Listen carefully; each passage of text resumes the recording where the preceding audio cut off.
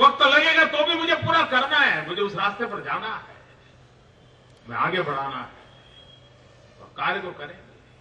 अब कांग्रेस के मित्रों को लगता है ये सब अचानक हो गया। ये अचानक नहीं होता है दोस्तों। टीम बीजेपी, भाजपा के लाखों कार्यकर्ता 24/7 365 डेज गुजरात की सेवा में भक्ति भाव से लगे हुए हैं और उसका परिणाम होता है ये रातों रात होता नहीं। ये आए दिन प्रेस कॉन्फ्रेंस करने के कारण जनता का मिजाज नहीं बदलता है भाइयों।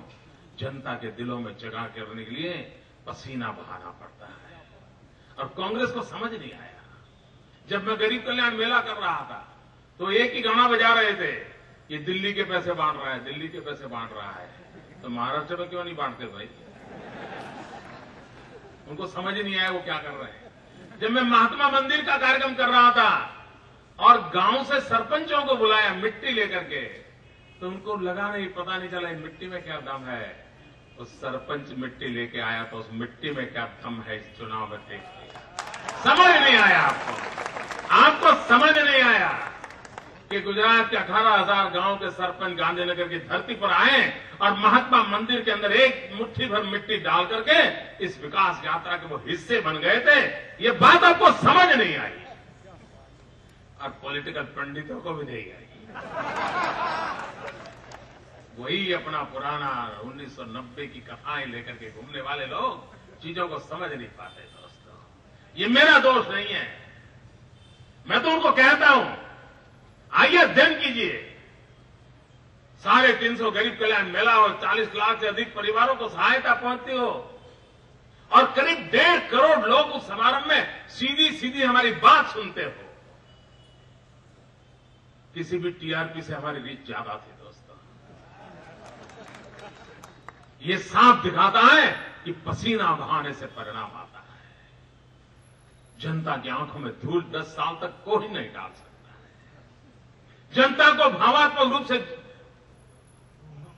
अपने वोट की राजनीति भुनाई नहीं जा सकती, ये कांग्रेस 60 साल के बाद सीख ले। भाइयों बहनों, हम एक जिम्मेवारी के साथ आगे बढ़ना चाहते हैं, हम विकास करना चाहते हैं, हम किसानों का भला करना चाहते हैं, हम ग्रामीण विकास चाहना चाहते हैं, हम गरीबों के कल्याण के लिए गरीबी के खिलाफ एक युद्ध छेड़ा हुआ है और देश के सामने हम ये भी मॉडल देंगे कि बदलाव लाया जा सकता है। हमारे कांग्रेस के मित्रों को समझ नहीं आया कि जून महीने की 45 डिग्री टेम्परेचर में ये पूरी सरकार गांवों में भड़कती है।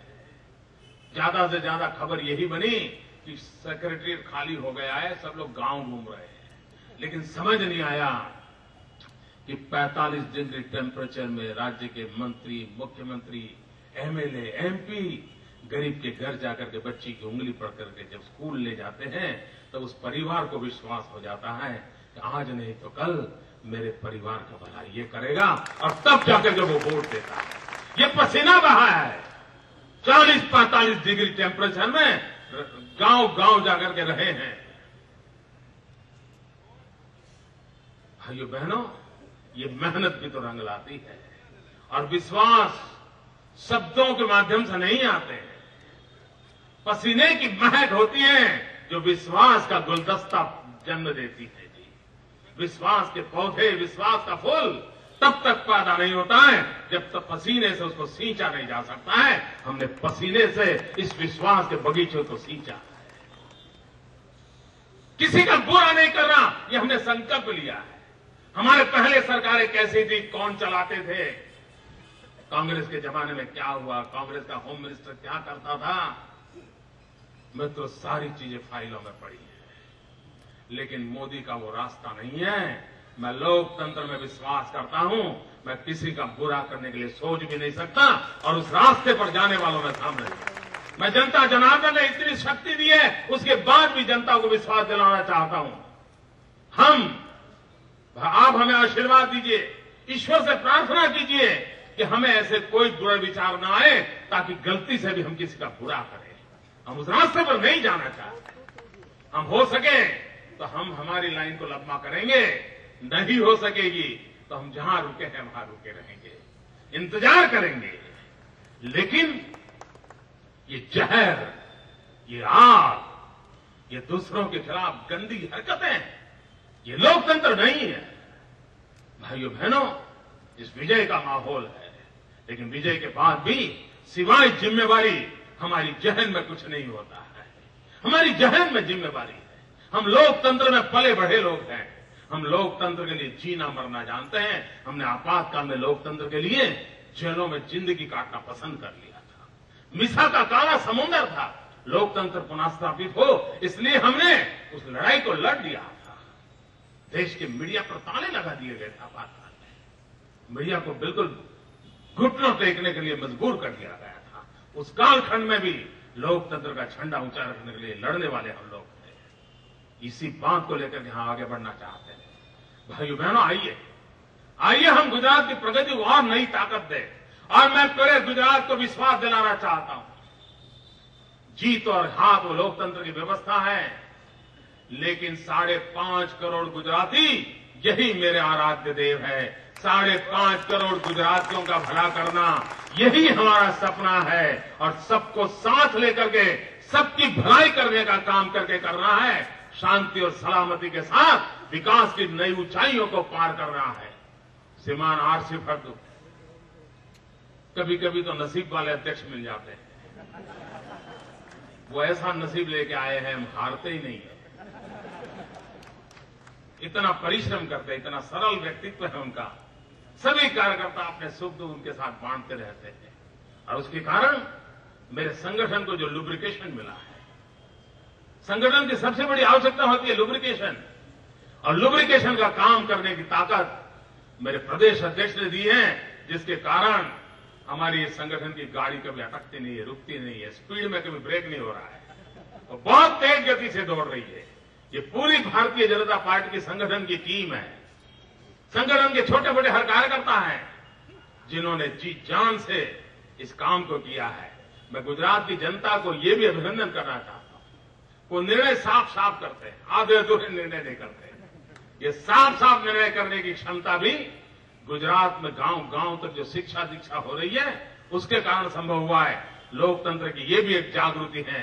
भाइयों बहनों, वोट बैंक की राजनीति का युग समाप्त हो रहा है। मान लीजिए आप, हिंदुस्तान में से वोट बैंक की राजनीति का युग समाप्त करने का प्रारंभ गुजरात की धरती पर से हो चुका है। विकास की राजनीति का उदय हो रहा है। देश के सभी राजनीतिक दलों को विकास के मुद्दे पर जनता जनार्दन को जवाब देना पड़ेगा, और हम देश में वो चित्र बनाना चाहते हैं कि सब सत्ताएं, सब सरकारें जनता को विकास के मुद्दे पर जवाब देने के लिए मजबूर हो जाए, और जनता विकास के मुद्दे पर अपना मोहर लगाती चले। ये एक नई राजनीति का युग 21वीं सदी के पहले दशक के हमारे पुरुषार्थ का परिणाम है कि 21वीं सदी पर प्रभावित रहेगा। वोट बैंक की राजनीति का युग समाप्त होगा। ये सपना देख करके मैं राजनीतिक जीवन को आगे बढ़ाना चाहता हूं। गुजरात की विकास यात्रा को आगे बढ़ाना चाहता हूं। गुजरात के भारतीय जनता पार्टी के कार्यकर्ताओं की शिक्षा दीक्षा कर करके हम इस लोकतांत्रिक परंपराओं को आगे बढ़ाने का संकल्प लेकर के आगे बढ़ रहे हैं। मैं फिर एक बार जनता के चरणों में नमन करता हूं, नतमस्तक होता हूं, गुजरात की माटी को माथे चढ़ाता हूं, और इस आशीर्वाद के योग्य मेरी पार्टी बनेंगे, मेरी कार्यकर्ता बनेंगे, तालुका पंचायत जिला परिषद कुछ भी होगा, हम उस सपनों को पूरा करने के लिए पूरा प्रयास करेंगे। इसी आशा, अपेक्षा और संभावनाओं के साथ आप सबका बहुत बहुत धन्यवाद। कुल मिलाकर के चुनाव में मुझे कम से कम परेशानियां हुई है, और जो रेगुलर परेशानियां करते हैं उन्होंने बिल्कुल नहीं की है, तो उनका मैं विशेष रूप से आभारी हूं। बहुत बहुत धन्यवाद करता हूं सबका भी। जय जय गरवी गुजरात, जय जय स्वर्णिम गुजरात। और ये स्वर्णिम गुजरात का विजय है भैया, ये स्वर्णिम गुजरात का कितना बड़ा भव्य विजय हुआ है। बहुत बहुत धन्यवाद सबका।